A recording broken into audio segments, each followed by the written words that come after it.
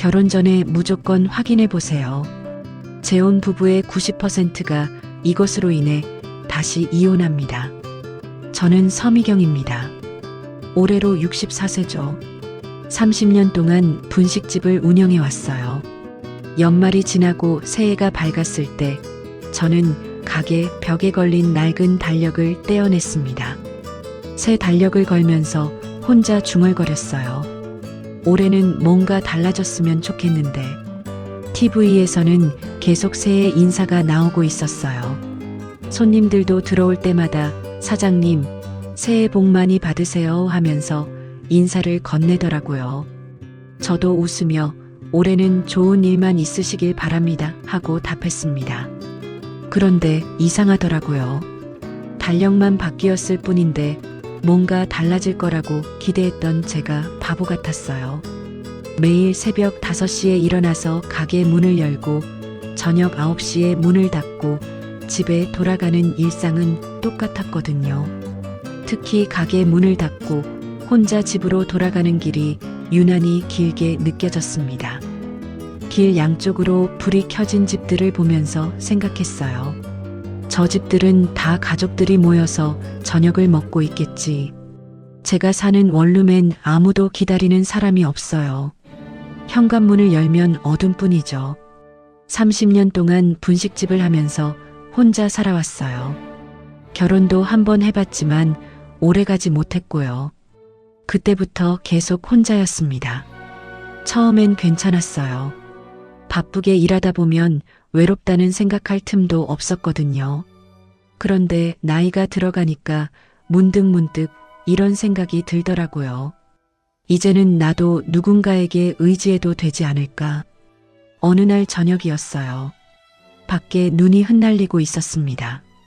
겨울 끝자락이라 그런지 눈발이 성기게 내리더라고요. 가게에 손님이 별로 없어서 혼자 설거지를 하고 있었는데 문이 열렸어요. 처음 보는 남자분이 들어오셨어요. 외투에 눈이 조금 묻어 있었죠. 말없이 외투를 벗어서 의자 등받이에 걸고는 조용히 자리에 앉더라고요. 뭘 드릴까요 하고 물으니까 라면 하나만 주세요 하고 대답했습니다. 목소리가 차분했어요. 라면을 끓여서 가져다 드렸죠. 그분은 말없이 드시더라고요. 핸드폰을 보는 것도 아니고 그냥 조용히 라면만 드셨어요. 가게가 한산해질 무렵이었는데 제가 바닥에 떨어진 젓가락을 주우려다가 그만 휘청했어요. 무릎이 좀 안 좋거든요. 그때 그분이 벌떡 일어나서 제 팔을 붙잡아 주셨어요. 괜찮으세요 하면서요. 참 따뜻한 손이더라고요. 아, 괜찮습니다. 감사합니다 하고 말했어요. 그분은 어색한 미소를 지으며 다시 자리에 앉았습니다. 그게 박성우 씨와 나눈 첫 마디였어요. 다음 날도 같은 시간에 오셨어요. 또 같은 자리에 앉아서 라면을 주문하시더라고요. 그 다음 날도 마찬가지였습니다. 매일 저녁 8시쯤 되면 어김없이 나타나서 같은 자리, 같은 메뉴였어요. 일주일 정도 지났을까요? 제가 먼저 말을 걸었어요. 항상 같은 걸 드시네요 했더니 성우 씨가 웃으면서 습관이 되어버렸나 봅니다 하고 대답하셨어요. 그날 손님이 별로 없어서 커피를 한 잔 끓여드렸어요. 서비스입니다 하면서요. 성우 씨가 저도 한 잔 마셔도 될까요? 하고 물으시더라고요. 같이 커피를 마시면서 자연스럽게 이야기가 오갔습니다. 혼자 사세요? 하고 물었더니 고개를 끄덕이시더라고요. 저도 한번 결혼했다가 지금은 혼자입니다. 전처와는 다 정리됐고요. 아이들도 다 컸어요. 하고 말씀하셨어요. 그때 저는 더 묻지 않았어요. 왜냐하면 그 말이 거짓말일 거라는 생각이 전혀 들지 않았거든요. 이 나이에 저렇게 조심스럽고 단정한 사람이면 괜찮지 않을까 싶었어요. 성우 씨는 말수가 많지 않았어요. 그런데 불편하지도 않았죠. 오히려 편안했습니다. 과하게 친근하려고 하지도 않고 그렇다고 차갑지도 않았어요. 딱 적당한 거리를 유지하면서도 배려는 잊지 않으시더라고요. 비가 오는 날에는 제가 가게 문을 닫고 나올 때까지 기다려서 우산을 씌워주기도 했어요. 말없이 버스 정류장까지 배웅해주고는 조용히 사라지셨죠. 주변 단골 손님들이 눈치를 채기 시작했어요. 사장님, 요즘 표정이 밝아지셨네요. 이제는 옆에 사람 하나 있어야죠. 이런 말들을 하더라고요. 저도 모르게 마음이 변하고 있었어요. 설렘이라고 하기에는 뭔가 다른 감정이었어요. 사랑이 시작됐다기보다는 혼자가 아니라는 안도감이 먼저 찾아왔습니다. 매일 저녁 8시가 되면 성우 씨가 올 거라는 확신이 있었어요. 그게 얼마나 든든한 일인지 모르겠더라고요. 아, 오늘도 혼자가 아니구나 하는 생각이 들면서 마음이 따뜻해졌습니다. 그 안도감이 점점 커지면서 판단력을 흐리기 시작했다는 걸 그때는 몰랐어요. 그 안도감이 점점 커지면서 제 일상이 바뀌기 시작했어요. 성우 씨와의 만남이 계속되면서 저는 처음으로 누군가를 기다리는 기쁨을 알게 됐습니다. 매일 오후 7시가 넘으면 무의식 중에 시계를 보게 되더라고요. 8시가 가까워질수록 마음이 두근거렸어요. 그런데 그 두근거림이 연애 드라마에서 나오는 그런 설렘과는 달랐습니다. 오히려 오늘도 혼자가 아니구나 하는 안도감에 가까웠어요. 성우 씨는 정말 꾸준한 분이었어요. 어김없이 8시에 나타나서 똑같은 자리에 앉으셨죠. 라면을 주문하고 조용히 드신 다음 커피 한 잔을 더 마시고 가시는 게 일상이 됐습니다. 어느 날 제가 물었어요. 매일 같은 시간에 오시는 특별한 이유라도 있으세요? 성우 씨가 잠깐 생각하다가 말씀하시더라고요. 집에 혼자 있으면 너무 조용해서요. 여기 오면 사람 사는 냄새가 나거든요. 그 말을 듣는 순간 뭔가 통하는 게 있었어요. 저도 똑같은 마음이었거든요. 가게 문을 닫고 혼자 집에 돌아가면 그 적막함이 견디기 어려웠어요. 그런데 성우 씨가 있는 시간만큼은 그 외로움이 사라졌습니다. 한 달 정도 지났을까요? 비가 억수로 내리는 날이었어요. 평소보다 손님이 적었는데 성우 씨는 어김없이 나타나셨습니다. 온몸이 젖어 있더라고요. 우산은 어디 두고 오셨어요? 하고 물으니까 버스에서 깜빡 놓고 내렸네요 하면서 웃으시더라고요. 그날 제가 수건을 가져다 드렸어요. 머리를 말리시는 성우 씨를 보면서 이상한 감정이 들었습니다. 마치 제가 누군가를 돌보고 있다는 느낌이었어요. 30년 동안 혼자 살면서 누군가를 챙긴다는 게 뭔지 잊고 있었는데 그때 다시 기억났어요. 가게 문을 닫을 시간이 됐는데도 비가 그치지 않았어요. 성우 씨가 우산이 없어서 좀 기다려야겠네요 하시더라고요. 그때 제가 제 우산 쓰고 가세요 했더니 그러면 사장님은 어떻게 하세요 하고 물으셨어요. 저는 택시 타고 갈게요 했더니 성우 씨가 고개를 저으시더라고요. 같이 가죠. 제가 우산 들고 모셔다 드릴게요. 그렇게 처음으로 함께 집까지 걸어갔어요. 성우 씨가 우산을 기울여서 제가 젖지 않게 해주시더라고요. 정작 본인 어깨는 젖어가면서 말이에요. 그 모습을 보면서 마음이 따뜻해졌습니다. 집 앞에 도착했을 때 성우 씨가 말씀하셨어요. 내일도 같은 시간에 뵐 수 있겠죠. 저는 고개를 끄덕이며 네, 내일 뵙겠습니다 했어요. 그분이 사라질 때까지 현관문 앞에서 지켜봤습니다. 그 다음 날부터 분위기가 조금씩 달라졌어요. 성우 씨가 오시면 자연스럽게 제가 커피를 끓여드렸고 손님이 없을 때는 같이 앉아서 이런저런 이야기를 나눴습니다. 젊을 때는 뭘 하셨어요? 하고 물으니 공무원이었어요. 35년 하고 작년에 퇴직했습니다 하시더라고요. 그럼 연금 받으시겠네요. 네, 그럭저럭 살만해요. 성우 씨는 자신에 대한 이야기를 많이 하지 않으셨어요. 물어보면 대답은 하시지만 먼저 털어놓지는 않았죠. 그런데 이상하게 그게 불편하지 않았어요. 오히려 안정감을 줬습니다. 단골 손님들이 눈치를 채기 시작했어요. 영자 씨가 제일 먼저 알아챘죠. 사장님, 요즘 표정이 많이 밝아지셨어요. 뭔 좋은 일 있으세요? 저는 그냥 웃고 넘어갔는데 영자 씨가 계속 눈을 깜빡이더라고요. 며칠 후 영자 씨가 성우 씨와 제가 함께 이야기하는 모습을 봤나 봐요. 아, 사장님한테 남자친구 생겼구나 하면서 키득거리더라고요. 아니에요. 그냥 단골 손님이에요 했는데 에이, 뭘 그러세요. 사장님도 이제는 옆에 사람 하나 있어야죠.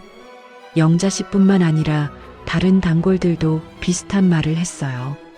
사장님 나이에 혼자 있기 외롭잖아요. 저분 괜찮아 보이는데요. 점잖하시고.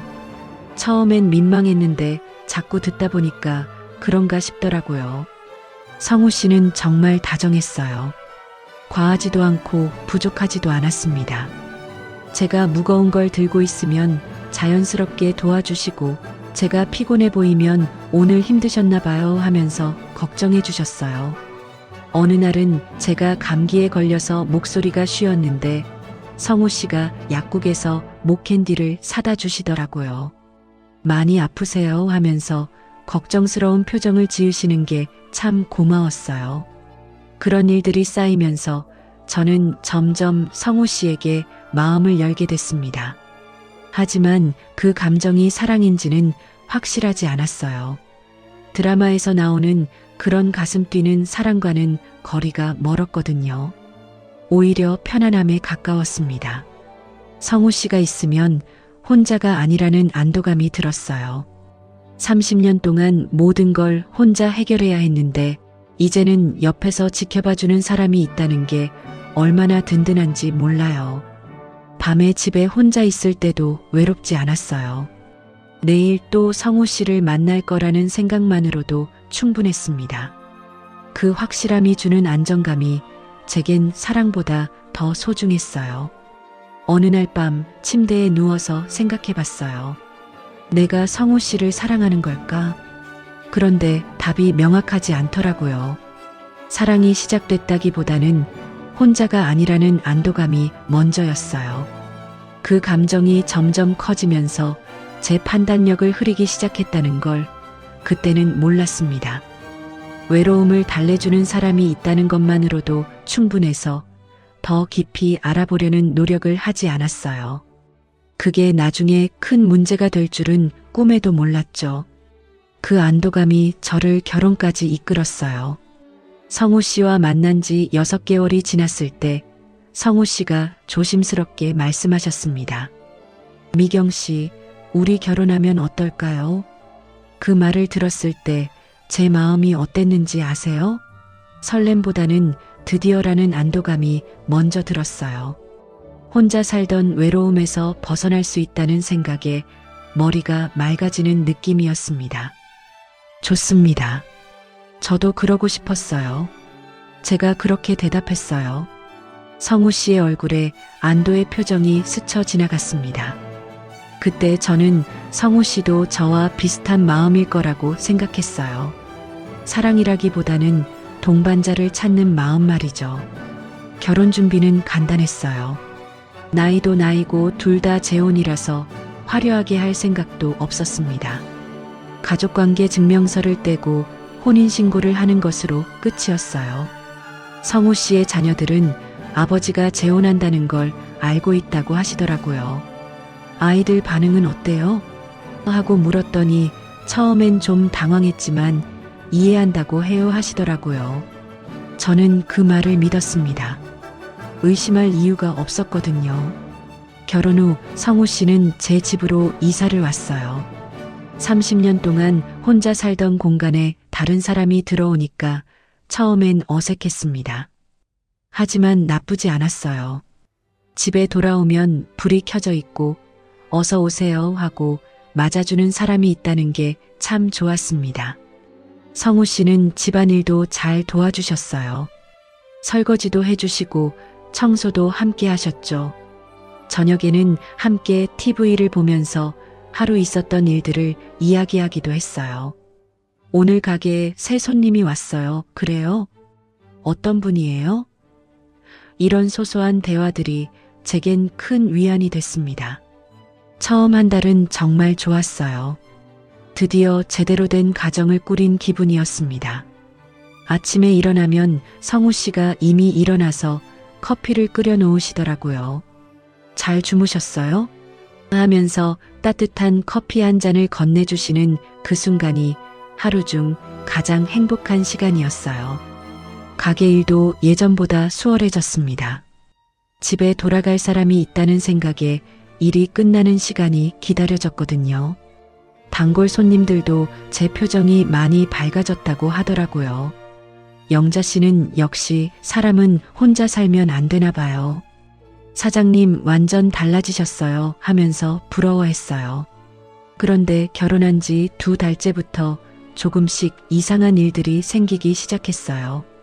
성우 씨가 갑자기 외출을 하시는 일이 잦아졌습니다. 처음엔 아이 문제 때문에 잠깐 나가야겠어요 하시더라고요. 저는 당연히 이해했어요. 자녀들이 있으면 가끔씩 일이 있을 수 있잖아요. 네, 다녀오세요 하고 보냈습니다. 그런데 일주일에 한 번이던 외출이 일주일에 2번, 3번으로 늘어나더라고요. 항상 같은 이유였어요. 아이 문제 때문에. 그리고 나가시면 보통 서너 시간은 걸렸습니다. 어느 날 저녁 8시쯤 급하게 나가시더라고요. 큰아이가 갑자기 급한 일이 생겼대요. 하면서 재킷을 입으시는 성우 씨를 보면서 뭔가 이상하다는 생각이 들었어요. 8시에 무슨 급한 일이 있을까 싶어서요. 그날 밤 11시가 넘어서 들어오셨어요. 무슨 일이었어요? 하고 물으니까 아이가 이사를 하는데 도움이 필요했어요 하시더라고요. 밤 늦게 이사를 해요? 했더니 짐 정리하는 걸 도와준 거예요. 그럴듯한 설명이었지만 뭔가 찜찜했어요. 하지만 더 묻지 않았습니다. 괜히 의심하면 제가 속 좁은 사람이 되는 것 같았거든요. 그 이후로도 비슷한 일이 계속 반복됐어요. 아이 문제 때문에 나가서 몇 시간씩 있다가 들어오시는 거예요. 이유는 매번 달랐어요. 병원 간다. 아이 직장 문제로 상담해준다. 손자 돌봐준다 등등. 처음엔 자식을 생각하는 좋은 아버지라고 생각했어요. 그런데 횟수가 너무 잦았습니다. 일주일에 4번, 5번씩 나가시더라고요.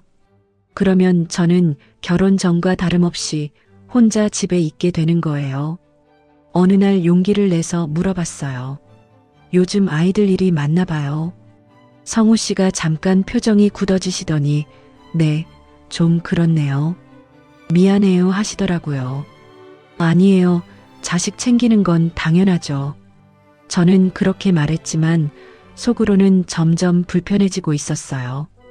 결혼 전엔 아이들 문제로 이렇게 바쁘다는 말씀을 안 하셨거든요. 다 정리됐다고 하셨는데 정리된 게 맞나 싶었습니다. 그런데 더 이상한 건 성우 씨가 나가실 때 핸드폰을 꺼두시는 경우가 많았다는 거예요. 급한 일이 있어서 연락하려고 해도 현재 전화를 받을 수 없습니다 하는 안내 멘트만 나왔어요. 한 번은 정말 급한 일이 있었어요.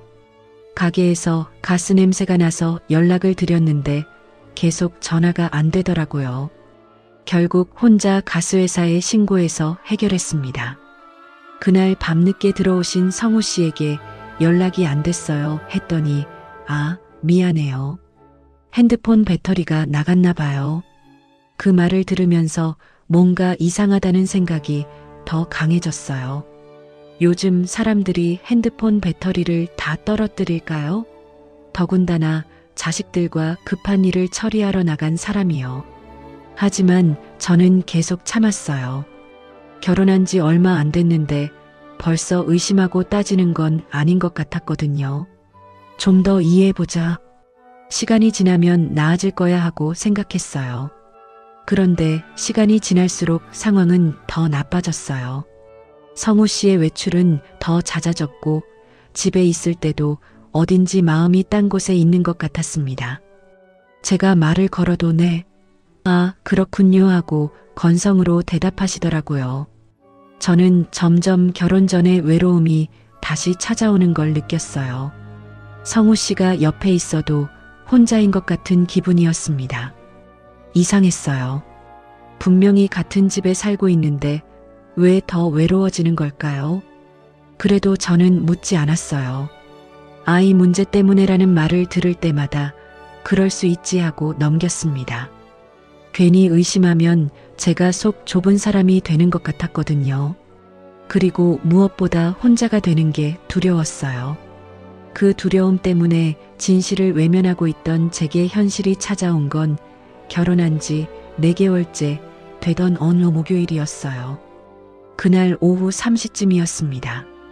가게가 한산해서 영자 씨와 차 한잔 마시며 이런저런 이야기를 나누고 있었어요. 영자 씨가 갑자기 심각한 표정을 지으면서 말을 꺼내더라고요. 사장님, 제가 이런 말 해도 되나 모르겠는데요. 영자 씨의 목소리가 평소와 달랐어요. 조심스럽고 망설이는 투였습니다.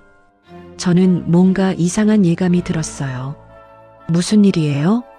영자 씨가 한숨을 내쉬더니 천천히 말하기 시작했습니다. 어제 중앙시장에 갔었거든요. 생선 좀 사러. 그런데 거기서 성우 씨를 봤어요. 저는 별로 놀라지 않았어요. 성우 씨도 가끔 시장에 장을 보러 가시거든요. 아, 그래서요? 그런데 영자 씨 표정이 점점 어두워지더라고요. 혼자 온 게 아니었어요. 여자분하고 같이 있었어요.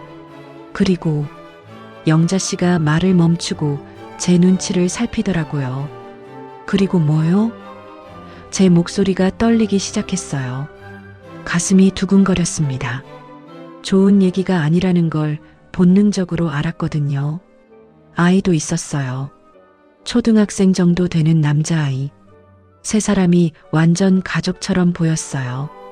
손을 잡고 다니면서 뭘 사고 그러더라고요.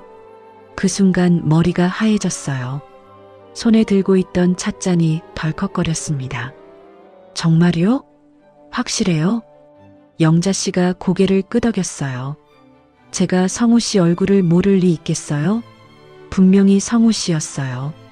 그런데 그 모습이 어떻게 말해야 하나? 진짜 부부 같았어요. 자연스럽게 대화도 하고 아이 손도 잡고. 어디서 봤어요? 저는 떨리는 목소리로 물었습니다. 수산물 코너에서요. 생선 고르면서 여자분이랑 뭔가 상의하더라고요. 아이는 옆에서 아빠, 이것도 사자 이러면서 아빠라고 불렀다는 말을 들었을 때 가슴이 먹먹해졌어요. 성우 씨는 분명히 아이들이 다 컸다고 했거든요. 그런데 초등학생이 아빠라고 부른다고요? 영자 씨가 계속 말했어요. 처음엔 제가 잘못 본 건가 싶었어요. 그런데 확실히 성우 씨가 맞더라고요. 제가 뒤따라가서 한 번 더 봤거든요. 뒤따라갔어요? 제 목소리가 더 떨렸습니다. 네, 궁금해서요. 그랬더니 주차장까지 같이 가더라고요. 한 차에 타고 갔어요. 성우 씨가 운전석에 앉고 여자분이 조수석, 아이가 뒤에 앉았어요. 저는 말문이 막혔어요. 뭐라고 대답해야 할지 모르겠더라고요. 머릿속이 복잡해졌습니다. 영자 씨가 조심스럽게 덧붙였어요. 사장님, 혹시 성우 씨가 전처랑 아직 연락하고 지낸다고 말씀하신 적 있어요? 아니요. 다 정리됐다고 했어요. 제 목소리가 작아졌어요. 그럼 저 여자분이 누구일까요? 그리고 그 아이는? 저는 대답할 수가 없었어요. 성우 씨는 분명히 전처와 다 끝났다고 했는데 아이들도 다 컸다고 했는데 이게 무슨 일인가 싶었습니다. 영자 씨가 미안한 표정으로 말했어요. 사장님, 제가 쓸데없는 소리 한 건 아니겠죠? 그런데 이걸 말해야 하나 말아야 하나 고민이 많았어요. 밤새 생각해 봤거든요. 아니에요. 말해줘서 고마워요. 저는 그렇게 말했지만 솔직히 듣고 싶지 않은 얘기였어요. 그날 저녁 성우 씨가 평소처럼 집에 들어왔어요.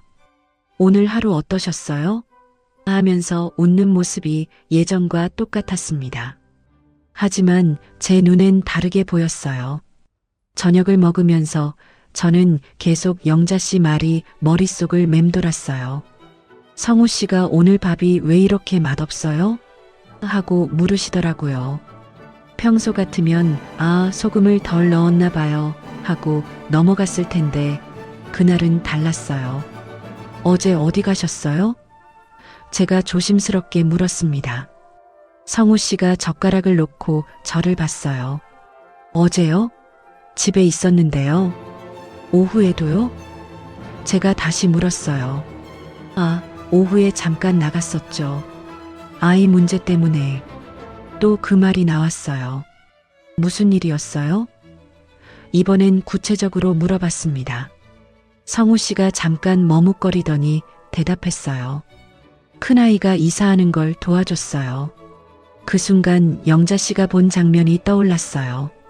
시장에서 가족처럼 장을 보는 모습, 아이가 아빠라고 부르는 모습. 저는 더 이상 참을 수가 없었어요.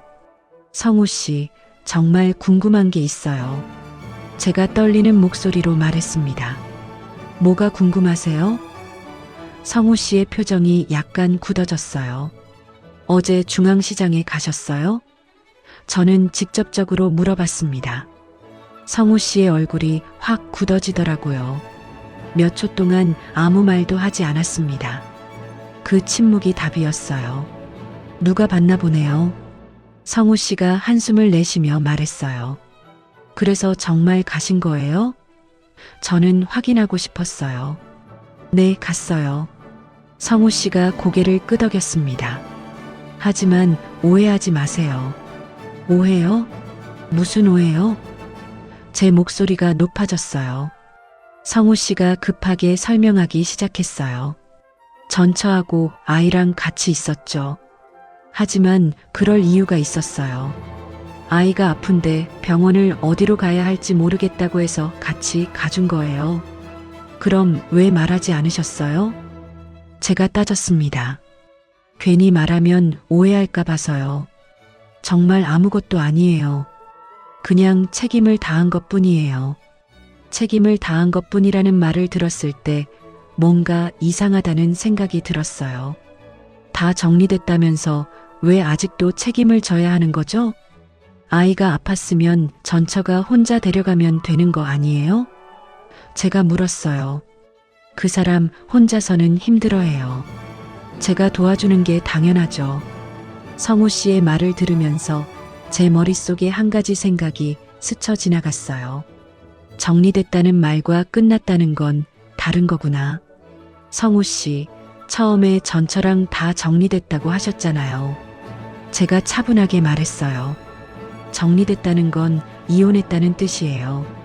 하지만 아이가 있으니까 완전히 끊을 수는 없죠.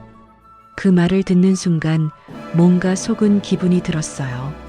정리됐다는 건 관계가 끝났다는 뜻으로 알아들었는데 성우 씨에게는 단순히 법적으로만 이혼했다는 뜻이었던 거예요.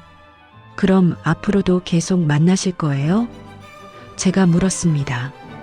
아이 때문에 어쩔 수 없이 만날 일이 있을 거예요. 하지만 다른 건 아니에요. 다른 건 아니라고 하지만 영자 씨가 본 모습은 딱 봐도 평범한 가족이었어요. 그렇게 자연스럽고 편안해 보일 수가 있는 건가요? 그날 밤 저는 잠을 이룰 수가 없었어요. 성우 씨는 옆에서 아무렇지도 않게 코를 골고 있었지만 제 머릿속은 온통 복잡했습니다. 결혼 전에 성우 씨가 한 말들이 하나씩 떠올랐어요. 전처와는 다 정리됐고 아이들도 다 컸어요. 그런데 현실은 달랐어요. 아직도 전처와 연락하고 지내고 아이는 초등학생이었고 병원에 같이 데려가 줄 만큼 가깝게 지내고 있었던 거예요. 저는 그때 깨달았어요. 제가 믿고 싶었던 것과 현실 사이에는 큰 차이가 있다는 걸. 정리됐다는 말과 정말로 끝났다는 건 전혀 다른 이야기라는 걸 말이에요. 그 깨달음 이후로 저는 성우 씨를 다른 눈으로 보게 됐어요. 예전엔 그냥 넘어갔던 일들이 이제는 다르게 느껴졌습니다. 며칠 뒤 성우 씨가 또 나간다고 하시더라고요. 아이가 학용품을 사야 한다는데 같이 가달라고 해서요. 이번에는 그냥 넘어가지 않았어요. 왜 전처가 혼자 못 사요? 제가 물었습니다. 성우 씨가 잠깐 당황하는 표정을 지으시더니 그 사람이 뭘 사야 할지 모른다고 하네요 하고 대답하셨어요.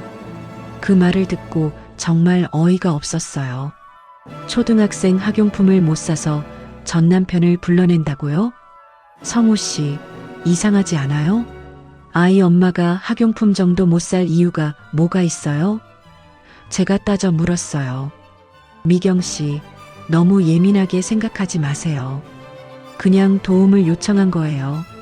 성우 씨의 목소리에 짜증이 섞여 있었어요. 그때부터 저희 사이에 기류가 이상해지기 시작했어요. 성우 씨는 계속 나가시고 저는 계속 불편해하고 악순환이 반복됐습니다. 한 달쯤 지났을 때 더 큰 문제가 터졌어요. 성우 씨가 갑자기 생활비 이야기를 꺼내신 거예요. 미경 씨, 앞으로 생활비를 좀 조정해야 할 것 같아요. 어느 날 저녁 성우 씨가 조심스럽게 말을 꺼냈어요. 조정이요? 무슨 뜻이에요? 저는 의아했어요. 지금까지는 각자 자기 돈으로 생활하고 공통 비용만 반반씩 부담하기로 했었거든요. 아이 양육비를 좀 올려줘야 할 것 같아서요. 학원비도 오르고 이것저것 들어갈 돈이 많아졌대요. 그 말을 듣는 순간 머리가 띵했어요. 결혼할 때는 아이들이 다 컸다고 해놓고 이제 와서 양육비를 올려준다고요? 성우 씨, 처음에 아이들 다 컸다고 하지 않으셨어요? 제가 따져 물었어요. 큰애들은 다 컸죠. 근데 막내가 아직 어려서요. 성우 씨가 머뭇거리며 대답했어요. 막내라는 말을 처음 들었어요. 성우 씨는 지금까지 자녀 이야기를 구체적으로 한 적이 없었거든요. 막내가 몇 살이에요? 11살이요. 11살이라니요. 초등학교 5학년이잖아요. 그게 다 컸다는 건가요? 저는 정말 기가 막혔어요. 그럼 양육비를 얼마나 더 줘야 하는데요? 제가 억지로 참으며 물었어요. 한 달에 50만 원 정도 더요. 50만 원이라는 말을 듣는 순간 화가 치밀어 올랐어요. 저희 생활비가 한 달에 100만 원 정도 되는데 그 절반을 전처에게 더 줘야 한다는 거였어요. 그럼 저희 생활비는 어떻게 해요? 제가 물었습니다. 미경 씨가 조금만 더 부담해 주시면 될 것 같은데요. 분식집 수입도 괜찮잖아요. 그 말을 듣는 순간 정말 어이가 없었어요. 자기 전처 자식 양육비를 제가 더 부담하라는 소리였거든요. 성우 씨, 그건 좀 아닌 것 같은데요. 제가 왜 전처 자식 양육비를 부담해야 해요? 제가 목소리를 높였어요. 미경 씨, 그렇게 말하면 안 되죠. 이제 우리는 가족이잖아요. 내 아이도 미경 씨 아이라고 생각해야죠. 가족이라는 말을 들으니까 더 기분이 나빴어요. 가족이면 처음부터 솔직하게 말했어야 하는 거 아닌가요? 아이가 11살이라는 것도 계속 양육비를 줘야 한다는 것도 미리 말했어야죠. 성우 씨가 먼저 속이셨잖아요. 아이들 다 컸다고 해놓고 제가 따져 물었어요. 속인 게 아니라 중요하지 않다고 생각했어요. 어차피 제 돈으로 해결할 일이라고 생각했거든요. 그럼 왜 갑자기 제가 부담하라고 하세요?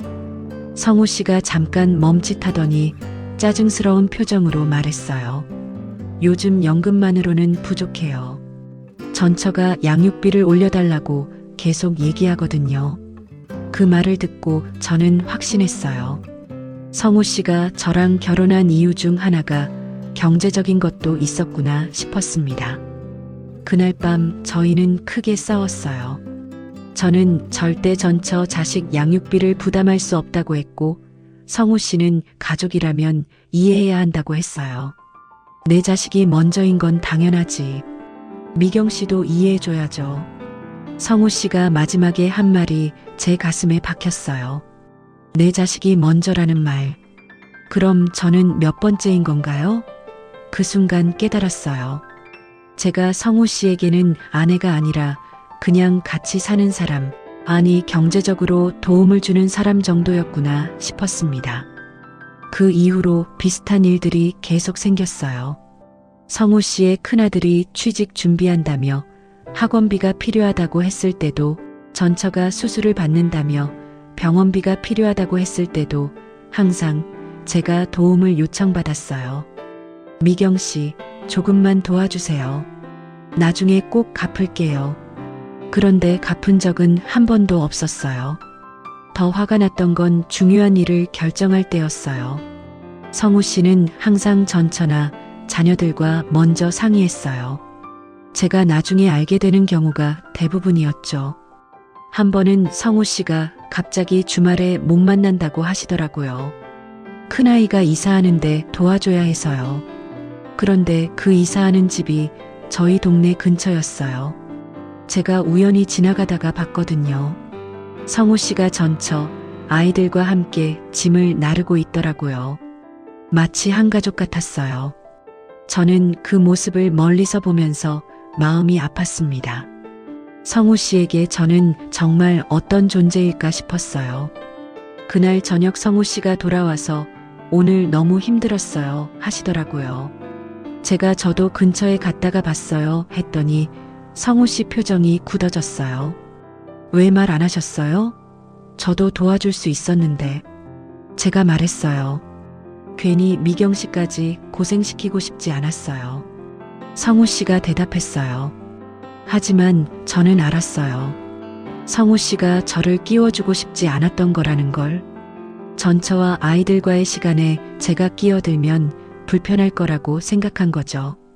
그때부터 저는 확실히 깨달았어요. 성우 씨에게는 여전히 전처와 아이들이 진짜 가족이고 저는 그냥 편의상 같이 사는 사람이라는 걸. 중요한 순간마다 저는 늘 두 번째, 아니 그보다도 뒤였어요. 어느 날은 성우 씨가 갑자기 다음 주에 전처 생일이라서 식사를 같이 해야 해요 하시더라고요.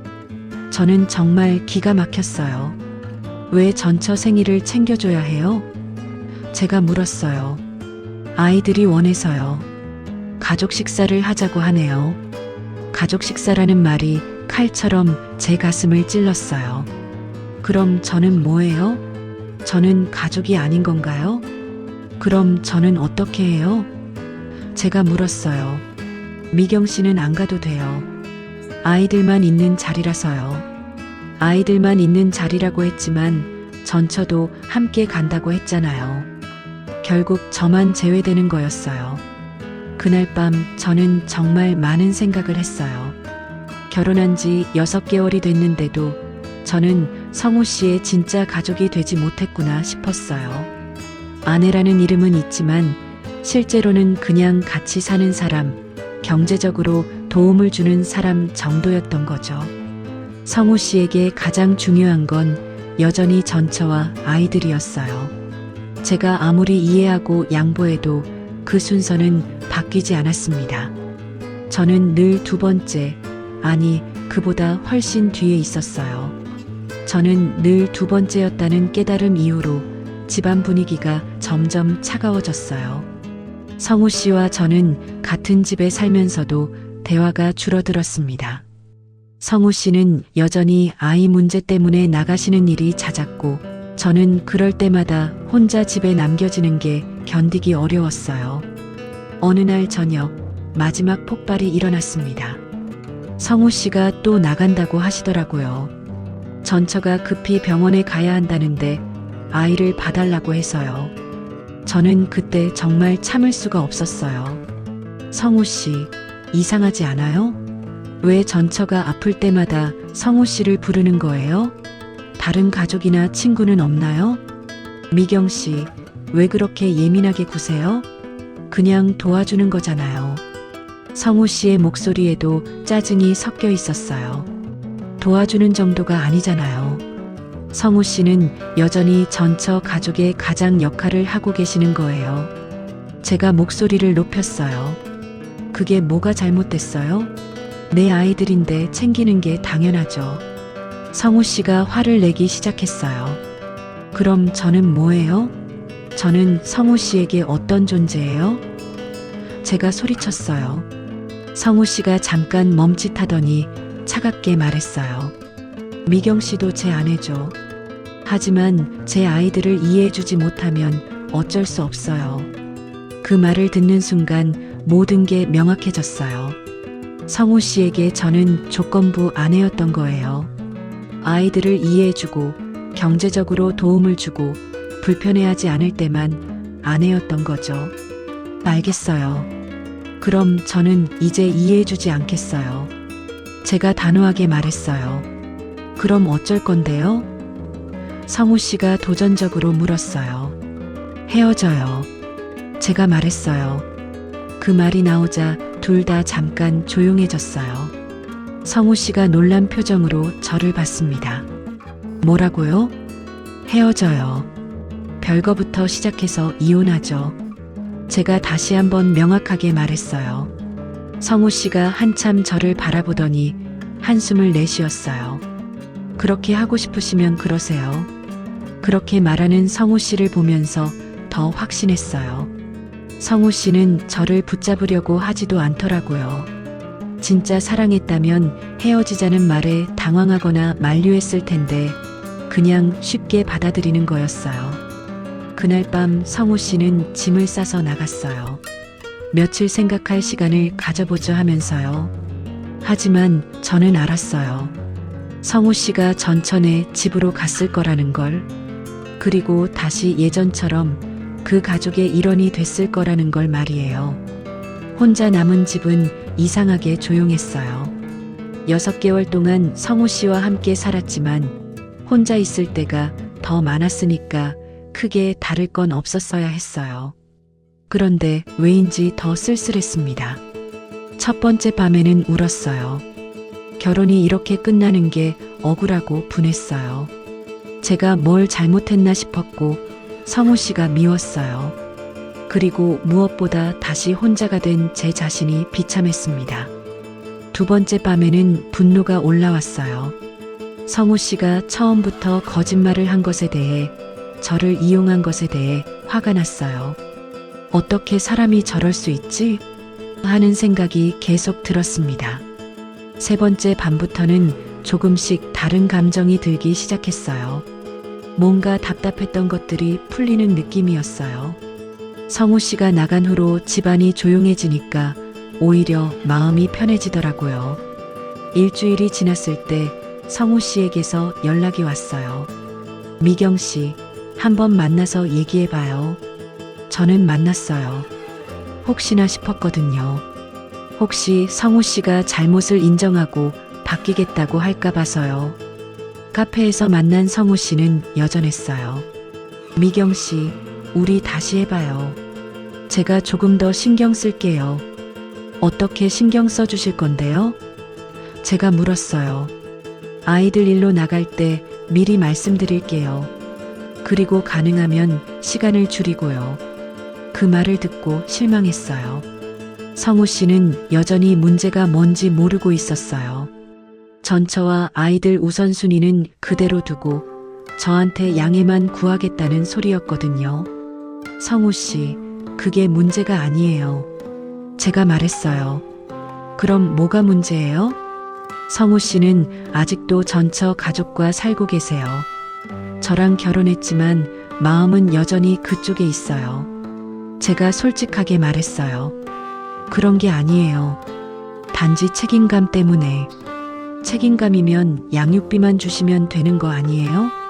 왜 병원도 같이 가고 이사도 도와주고 생일도 챙겨줘야 해요? 성우 씨가 대답하지 못했어요. 저는 그때 확실히 알았어요. 성우 씨는 전처와 헤어진 게 아니라 그냥 잠시 떨어져 있는 것뿐이라는 걸. 그리고 저는 그 빈자리를 채우는 역할이었던 거라는 걸 말이에요. 성우 씨, 우리 이혼해요. 제가 최종적으로 말했어요. 정말 그렇게 하고 싶어요? 성우 씨가 물었어요. 네, 이제 확실해요. 성우 씨가 한숨을 쉬더니 고개를 끄덕였어요. 알겠어요. 그럼 절차를 밟죠. 집에 돌아오는 길에 이상한 기분이 들었어요. 슬프거나 후회되기보다는 시원한 느낌이었어요. 마치 무거운 짐을 내려놓은 것 같았습니다. 그날 밤 침대에 누워서 생각해 봤어요. 내가 왜 이 결혼을 끝까지 붙잡으려고 했을까? 답은 금방 나왔어요. 사랑 때문이 아니었어요. 혼자가 되는 게 두려워서였어요. 나는 이 결혼을 사랑해서 붙잡은 게 아니라 혼자가 될까봐 놓지 못하고 있었구나. 그 생각이 들었을 때 모든 게 명확해졌어요. 성우 씨와 함께 있을 때 느꼈던 감정도 사랑이 아니었어요. 안도감이었어요. 혼자가 아니라는 안도감, 누군가 옆에 있다는 든든함. 그게 제가 착각했던 사랑의 정체였어요. 진짜 사랑이었다면 성우 씨의 거짓말을 알았을 때 더 아팠을 거예요. 성우 씨가 저를 우선순위에서 밀어낼 때 더 화가 났을 거고요. 그런데 저는 그저 실망했을 뿐이었어요. 그 깨달음과 함께 마음이 한결 가벼워졌어요. 제가 잃은 건 사랑이 아니라 외로움을 달래주던 위안품이었던 거예요. 그리고 그 위안품은 결국 저를 더 불행하게 만들고 있었고요. 이혼 절차는 생각보다 간단했어요. 둘 다 합의했으니까 복잡할 것도 없었어요. 성우 씨는 마지막까지 미안하다는 말도 안 했어요. 아마 본인은 잘못한 게 없다고 생각했나 봐요. 혼인신고를 할 때와 똑같은 동사무소에서 이혼신고를 했어요. 서류에 도장을 찍는데 이상하게 후련했어요. 드디어 끝났다는 생각이 들었습니다. 성우 씨와 헤어질 때 마지막으로 한 말이 있어요. 건강하게 지내세요. 그게 전부였어요. 6개월 동안 결혼 생활을 했는데 마지막 인사가 그게 전부라니 참 허무했어요. 하지만 저는 후회하지 않았어요. 오히려 다행이라는 생각이 들었어요. 더 늦기 전에 깨달았으니까요. 혼자가 되는 게 두려워서 잘못된 사람과 함께 있는 것보다는 혼자라도 제대로 사는 게 낫다는 걸 말이에요. 그날 밤 집에 돌아와서 저는 정말 혼자가 됐어요. 법적으로도 실질적으로도 완전히 혼자. 그런데 이상하게도 외롭지 않았어요. 오히려 자유로웠습니다. 그날 밤 집에 돌아와서 정말 혼자가 됐다는 걸 실감했어요. 성우 씨의 흔적들을 하나씩 치우면서 이상한 기분이 들었습니다. 슬프기보다는 오히려 후련했어요. 성우 씨가 쓰던 칫솔을 버리고 옷걸이에 걸려있던 재킷 몇 벌을 박스에 담았어요. 생각보다 남은 게 별로 없더라고요. 6개월을 함께 살았는데도 성우 씨는 이 집에 진짜로 정착하지 않았던 것 같았어요. 마음뿐만 아니라 물건도 마찬가지였나 봅니다. 마지막으로 성우 씨가 즐겨 앉던 소파 쿠션을 정리하면서 문득 생각했어요. 이제 정말 끝이구나. 그런데 그 생각과 함께 찾아온 건 외로움이 아니라 안도감이었어요. 첫 주는 확실히 어색했어요.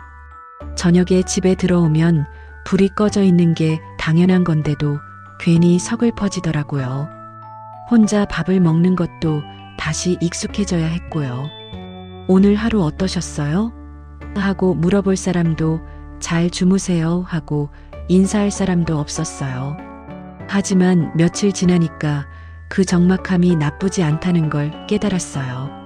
성우 씨와 함께 있을 때는 항상 신경 쓸 일이 많았거든요. 언제 나갈지, 언제 들어올지, 기분은 어떨지 눈치를 보느라 피곤했어요. 그런데 혼자 있으니까 그런 스트레스가 없어졌습니다. 가장 먼저 달라진 건 잠이었어요. 성우 씨와 함께 잘 때는 깊이 잠들지 못했어요. 언제 전화가 올지 급하게 나갈 일이 생길지 모르니까 항상 반쯤 깨어있는 기분이었거든요. 그런데 혼자 자니까 정말 푹 잘 수 있었어요. 아침에 일어나는 기분도 달랐어요. 성우 씨 눈치를 볼 필요 없이 제가 원하는 시간에 일어나서 제가 먹고 싶은 아침을 준비했어요. 커피도 제 취향대로 진하게 내려 마시고 토스트도 제가 좋아하는 만큼 바삭하게 구웠어요. 이런 사소한 것들이 이렇게 소중한 줄 몰랐어요. 분식집 일에도 다시 집중할 수 있게 됐어요. 성우 씨와 함께 있을 때는 항상 마음 한구석이 불안했거든요. 지금 뭘 하고 있을까, 또 어디 갔을까 하는 생각에 일에 온전히 집중하기 어려웠어요. 그런데 혼자가 되니까 일이 즐거워지더라고요. 새로운 메뉴를 개발해 볼 생각도 나고 가게 인테리어도 조금씩 바꿔보고 싶다는 마음이 생겼어요. 30년 동안 해온 일인데도 새로운 재미를 찾게 된 거죠. 단골 손님들도 제 변화를 눈치챘어요. 영자 씨가 제일 먼저 알아봤죠. 사장님, 요즘 표정이 많이 밝아지셨네요. 뭔 좋은 일 있어요? 영자 씨가 물어봤어요. 저는 어떻게 대답해야 할지 고민이 됐어요. 이혼했다고 말하기에는 좀 그렇고, 그렇다고 거짓말을 하기도 싫었거든요. 그냥 요즘 마음이 편해져서요. 제가 애매하게 대답했어요. 그래요? 그런데 성우 씨는 요즘 안 보이네요. 영자 씨가 눈치 빠르게 물어봤어요. 저희 헤어졌어요. 제가 담담하게 말했어요. 영자 씨가 깜짝 놀라더라고요. 왜요? 무슨 일 있었어요? 그냥 안 맞더라고요. 결혼 생활이 생각보다 쉽지 않네요. 저는 자세한 얘기는 하고 싶지 않았어요. 영자 씨가 걱정스러운 표정으로 말했어요. 사장님, 괜찮아요? 혼자 있으면 외롭지 않아요? 처음엔 좀 그랬는데 지금은 괜찮아요. 오히려 편해요. 제가 솔직하게 말했어요. 정말요? 전 혼자 있으면 죽을 것 같던데. 영자 씨가 신기하다는 표정으로 말했어요. 저도 예전엔 그렇게 생각했어요. 혼자 있으면 견디기 어려울 거라고. 그런데 막상 혼자가 되니까 생각과 달랐어요. 물론 가끔 외로울 때도 있었지만 그보다는 자유로움이 더 컸어요. 이혼하고 한 달쯤 지났을 때 정말 큰 변화를 느꼈어요. 제 시간이 온전히 제 것이 됐다는 기분이었어요. 성우 씨와 함께 있을 때는 항상 그분 일정에 맞춰야 했거든요. 언제 나갈지 모르니까 제 계획을 세우기가 어려웠어요. 그런데 이제는 달랐어요. 주말에 뭘 할지, 저녁에 뭘 할지 온전히 제가 정할 수 있었어요. 가게 문을 닫고 영화를 보러 가기도 하고 오랜만에 친구들과 만나기도 했어요. 특히 친구들과 만났을 때 느낀 변화가 컸어요. 성우 씨와 함께 있을 때는 친구들과 만나는 것도 조심스러웠거든요. 혹시 성우 씨가 급하게 연락할 일이 생기면 어쩌나 싶어서 마음 편히 만날 수가 없었어요. 그런데 이제는 친구들과 시간 걱정 없이 만날 수 있었어요. 오랜만에 속 시원하게 웃기도 하고 제 이야기도 마음껏 할 수 있었고요. 친구들도 제 변화를 눈치챘어요. 미경아, 너 뭔가 달라졌다. 훨씬 편해 보여. 친구가 그런 말을 했을 때 정말 기분이 좋았어요. 가게 운영에도 새로운 아이디어가 계속 떠올랐어요.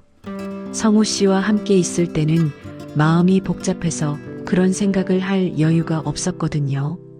그런데 마음이 편해지니까 창의적인 생각들이 자연스럽게 나오더라고요. 새로운 반찬을 개발해서 메뉴에 추가하기도 하고 단골 손님들과 더 친근하게 대화하기도 했어요. 예전에는 성우 씨 걱정 때문에 마음이 딴 곳에 있었는데 이제는 손님들과의 대화도 즐길 수 있었어요. 어느 날은 새로운 젊은 손님이 와서 사장님, 김치찌개 정말 맛있어요 하고 칭찬해 주더라고요.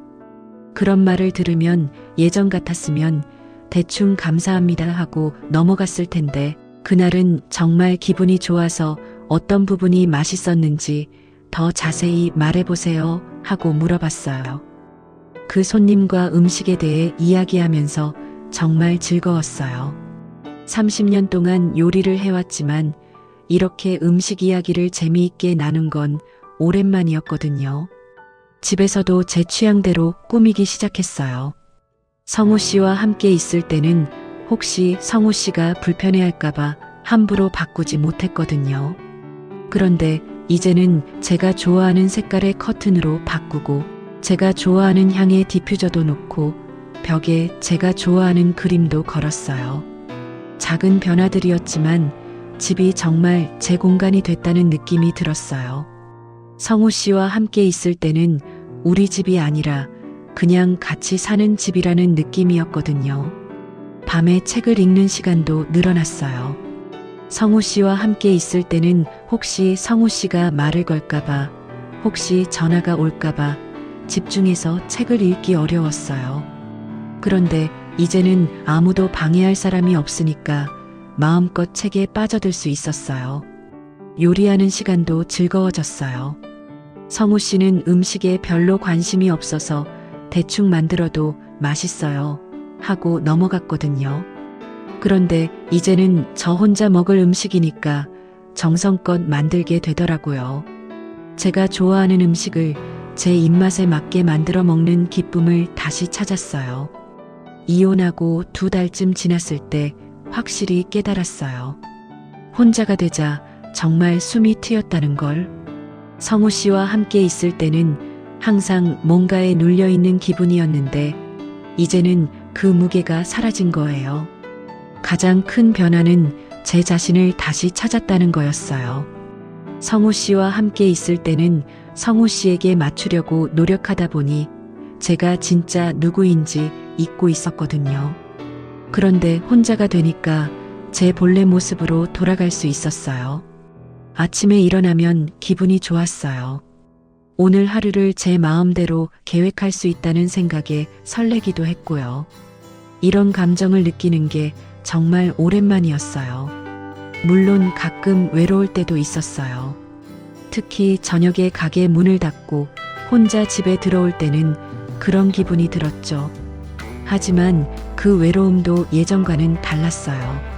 무겁고 답답한 외로움이 아니라 담담하고 받아들일 만한 외로움이었어요. 그리고 무엇보다 혼자 있어도 괜찮다는 확신이 생겼어요. 누군가와 함께 있지 않아도 충분히 행복할 수 있다는 걸 깨달았거든요. 이런 마음의 변화가 가장 큰 수확이었어요. 혼자여도 괜찮다는 확신을 얻게 된 후로 저는 제 인생을 다시 돌아보게 됐어요. 성우 씨와의 결혼 실패가 단순히 운이 나빴던 게 아니라는 걸 깨달았거든요. 이혼하고 6개월쯤 지났을 때 영자 씨가 또 중매를 제안했어요. 사장님, 괜찮은 분 있는데 한번 만나볼래요? 이번엔 정말 괜찮은 분이에요. 예전 같으면 혹시나 싶어서 만났을 거예요. 혼자 있는 게 견디기 어려우니까요. 그런데 이번엔 달랐어요. 영자 씨, 고마운데 아직은 괜찮아요. 제가 정중하게 거절했어요. 왜요? 혼자 있으면 외롭잖아요. 영자 씨가 이해할 수 없다는 표정으로 물었어요. 외롭긴 한데 잘못된 사람과 함께 있는 것보다는 혼자가 나아요. 제가 솔직하게 말했어요. 영자 씨가 신기하다는 듯이 저를 봤어요. 사장님, 정말 많이 변하셨네요. 예전엔 혼자 있는 걸 그렇게 싫어하셨는데. 맞는 말이었어요. 예전에 저는 혼자 있는 걸 견디지 못했거든요. 그래서 성우 씨와의 관계에서도 많은 문제를 보면서도 참고 넘어갔던 거고요. 그날 밤 집에서 곰곰이 생각해 봤어요. 제가 성우 씨와 결혼할 때 정말 확인했어야 할 것들이 뭐였을까 하고요. 첫 번째는 성우 씨의 말이 진실인지 확인하는 거였어요. 전처와 다 정리됐다. 아이들도 다 컸다는 말을 그냥 믿었거든요. 확인해 보려고 하지도 않았어요. 혼자가 되기 싫어서 믿고 싶었던 거죠. 두 번째는 성우 씨의 우선순위를 파악하는 거였어요. 성우 씨에게 가장 중요한 게 뭔지, 제가 그 우선순위에서 몇 번째인지 미리 알았어야 했어요. 그런데 저는 그런 건 확인하지도 않고 결혼했어요. 세 번째는 성우 씨가 정말로 새로운 관계를 시작할 준비가 됐는지 보는 거였어요. 과거와 완전히 정리하고 새 출발할 마음이 있는지 말이에요. 성우 씨는 그런 준비가 전혀 안 돼 있었는데도 저는 몰랐어요. 생각해보니 이 모든 게 제가 확인하지 않았기 때문이었어요.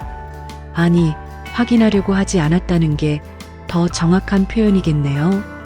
확인하면 불편한 진실을 알게 될까봐 일부러 눈을 감았던 거죠.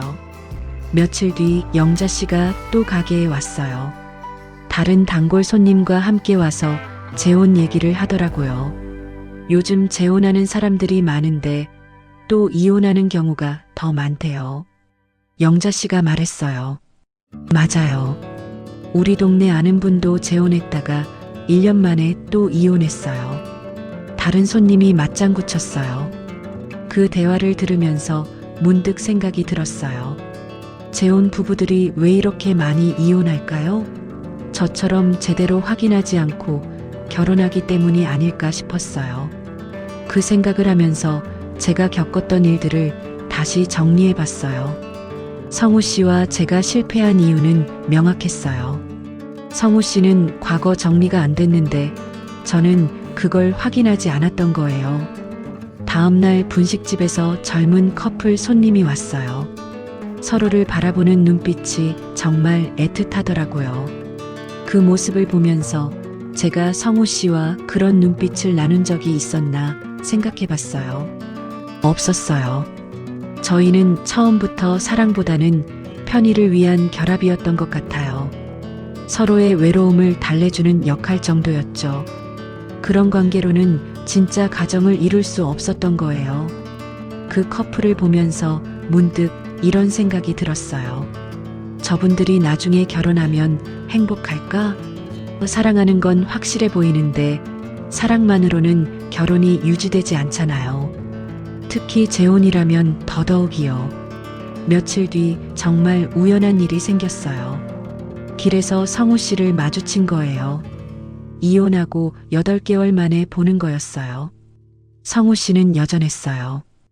혼자 걸어가고 있었는데 핸드폰으로 누군가와 통화를 하고 있더라고요. 목소리가 들렸어요. 응, 알았어. 아이 학교 일은 내가 처리할게. 걱정하지 마. 아마 전처와 통화하고 있는 것 같았어요. 저와 헤어진 후에도 여전히 같은 생활을 하고 있구나 싶었어요. 그 모습을 보면서 참 다행이라는 생각이 들었어요. 더 늦기 전에 헤어져서 정말 다행이었어요. 성우 씨는 저를 보지 못했어요. 저도 먼저 말을 걸지 않았어요. 굳이 서로 불편할 이유가 없잖아요. 그냥 지나쳤는데 마음이 편했어요. 예전 같았으면 가슴이 아팠을 텐데 이제는 그냥 지나간 일이 된 것 같았어요. 그날 밤 집에서 생각해 봤어요. 만약 제가 다시 누군가와 만나게 된다면 이번에는 어떻게 해야 할까요? 가장 중요한 건 상대방의 과거가 정말로 정리됐는지 확인하는 거예요. 말로만 정리됐다고 하는 게 아니라 실제로 정리됐는지 직접 확인해야 해요. 예를 들어 전 배우자와 연락하는지, 얼마나 자주 만나는지, 어떤 이유로 만나는지, 자녀가 있다면 어떤 방식으로 양육에 참여하는지 같은 구체적인 것들 말이에요. 그리고 제가 그 사람의 우선순위에서 몇 번째인지도 분명하게 파악해야 해요. 결혼하면 배우자가 최우선이 돼야 하는데 만약 그렇게 될 준비가 안 됐다면 결혼하면 안 되는 거죠. 또 하나 중요한 건 경제적인 부분이에요. 전 가족에 대한 경제적 책임이 어느 정도인지, 그게 새로운 결혼 생활에 어떤 영향을 미칠지 미리 알아야 해요. 저처럼 나중에 알게 되면 너무 늦어요. 무엇보다 중요한 건 상대방이 정말로 새로운 관계를 위해 과거를 정리할 의지가 있는지 보는 거예요. 입으로만 정리됐다고 하는 게 아니라 실제로 정리하려는 노력을 하는지 말이에요. 이런 것들을 확인하지 않고 결혼하면 저처럼 될 수밖에 없어요. 재혼 부부의 90%가 다시 이혼한다는 통계가 괜히 나온 게 아니에요. 다들 이런 것들을 제대로 확인하지 않고 결혼하기 때문이에요. 저는 이제 확신해요. 재혼 전에 꼭 확인해야 할 건 그 사람이 나를 얼마나 사랑하는지가 아니라 그 사람의 인생이 정말 정리돼 있는지예요. 사랑은 시간이 지나면서 생기기도 하고 변하기도 하지만 정리되지 않은 과거는 계속 문제를 일으키거든요. 특히 재혼하는 사람들은 대부분 나이가 있잖아요. 젊을 때처럼 무작정 사랑만 믿고 결혼할 수는 없어요. 더 현실적이고 냉정하게 판단해야 해요. 물론 이런 말을 하면 로맨틱하지 않다고 할 사람들도 있을 거예요. 하지만 저는 이제 알아요. 진짜 로맨틱한 건 확실한 기반 위에서 시작되는 관계예요. 불안하고 불확실한 관계에서는 진짜 사랑도 잘할 수 없어요. 그래서 제가 내린 결론은 이거예요. 연애는 감정으로 하되 결혼은 신중한 선택이어야 한다는 거예요. 특히 재혼이라면 더더욱 그래야 해요. 만약 누군가 제게 재혼 조언을 구한다면 이렇게 말할 거예요. 그 사람과 연애는 하세요. 하지만 결혼하기 전에는 반드시 확인하세요. 그 사람의 과거가 정말로 정리됐는지, 당신이 그 사람의 우선순위 1번이 될 수 있는지, 경제적 부담은 어떻게 될지 말이에요. 이런 것들을 확인하지 않고 결혼하면 재혼 부부의 90%처럼 다시 이혼하게 돼요. 그리고 그 과정에서 상처만 더 깊어질 뿐이에요. 저는 이제 혼자가 편해요. 누군가를 만나게 된다면 천천히 알아갈 거예요. 급할 것도 없고 외로워서 잘못된 선택을 할 이유도 없으니까요.